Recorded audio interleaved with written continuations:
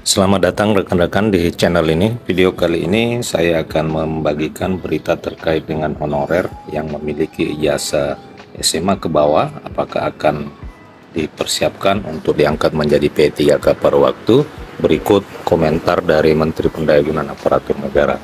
Informasi selengkapnya silakan disimak dan ditonton secara lengkap agar rekan-rekan sekalian bisa menerima informasi ini secara utuh dan menyeluruh.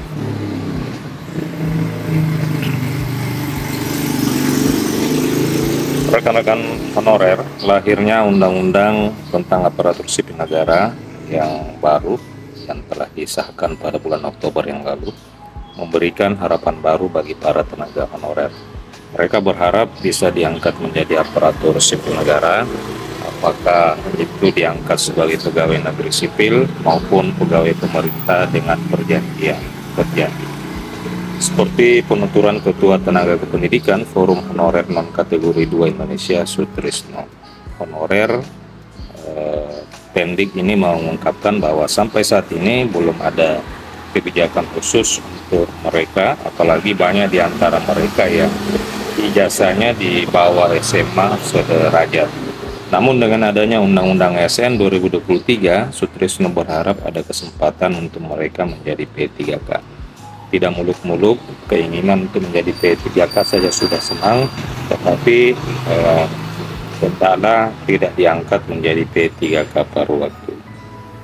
Rekan-rekan, dia mengatakan bahwa sistem paruh waktu itu sebenarnya merugikan honorer dengan masa pengabdian yang panjang. Oleh karena itu mereka meminta pemerintah untuk mengakomodir seluruh tenaga honorer, khususnya tenaga honorer tenaga kependidikan dan tenaga administrasi, itu bisa diangkat menjadi P3K full time, bukan sebagai P3K part time atau P3K paruh waktu.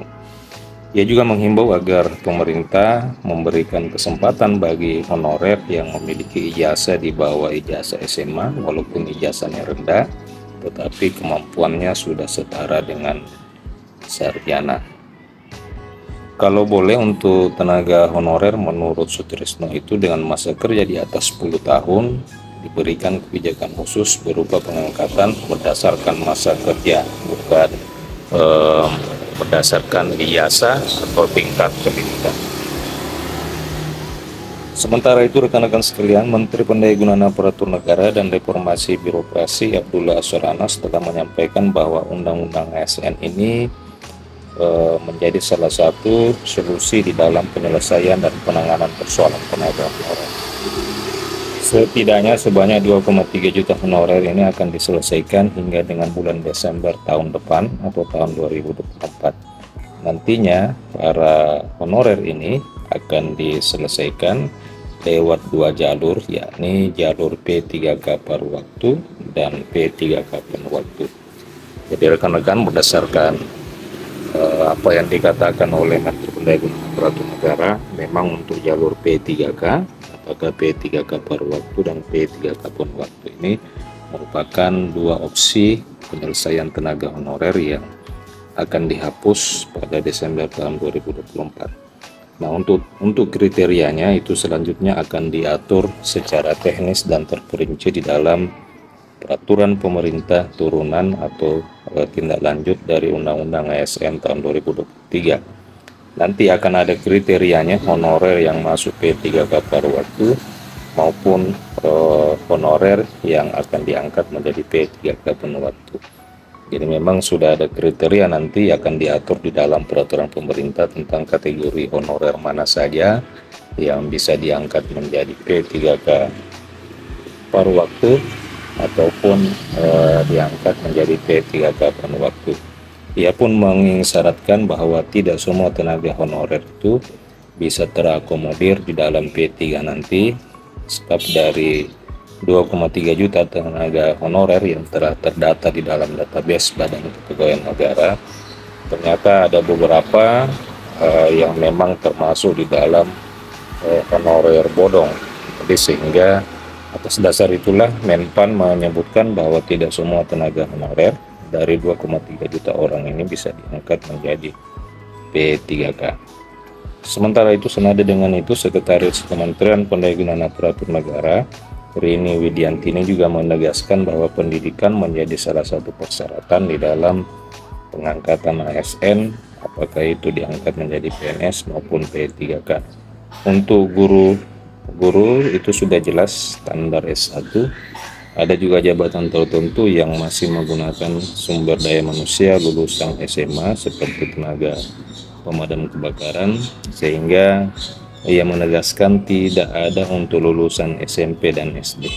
Jadi Sekretaris Menteri Pendayagunaan Aparatur Negara juga sudah mengisyaratkan bahwa untuk pengangkatan tenaga honorer untuk pengangkatan tenaga honorer menjadi ASN memang hanya mengisyaratkan untuk mempersyaratkan ijazah dan tingkat pendidikan, di mana untuk ijazah SMA dan ke bawah itu ternyata besar kemungkinan tidak akan diakomodir dalam pengangkatan tenaga honorer menjadi aparatur sipil negara.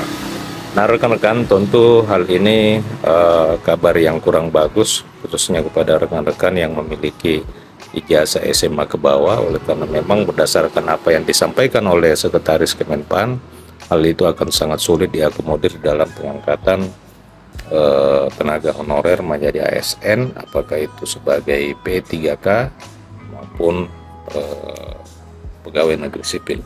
Sementara itu rekan-rekan sekalian, untuk tenaga honorer yang diangkat menjadi P3K ternyata ada usulan kontrak masa kerja itu hanya seumur masa jabatan kepala daerah.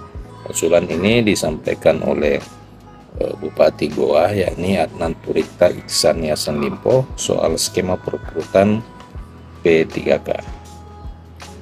Honorer yang diangkat menjadi P3K itu dibikin heboh dengan munculnya ide masa kontrak P3K yang hanya seumur jabatan kepala daerah. Ia pun Iksan selaku Bupati Goa mengusulkan kepada pemerintah pusat agar bisa memberikan kuota P3K untuk masing-masing kepala daerah.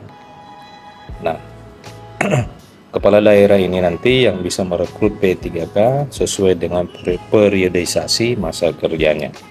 Kalau kepala daerahnya memerintah 5 tahun, maka P3K itu bisa bekerja 5 tahun. Sedangkan jika kepala daerahnya memiliki masa kerja 2 periode atau 10 tahun, maka P3K itu bisa diperpanjang kontraknya sehingga total itu 10 tahun. Sebaliknya kalau kepala daerahnya hanya 5 tahun, maka segitu juga masa kontrak P3K. Setelah itu, maka kontrak P3K akan selesai. Nah, rekan-rekan, apakah rekan-rekan setuju atau adakah tanggapan dan saran rekan-rekan terkait dengan tidak diakomodirnya ijazah SMA ke bawah serta usulan agar masa jabatan P3K ini hanya seusia dengan masa jabatan kepala daerah? Silakan tuliskan tanggapan dan komentar rekan-rekan di kolom komentar video ini. Terima kasih rekan-rekan telah menyaksikan video ini. Sampai jumpa di video berikutnya.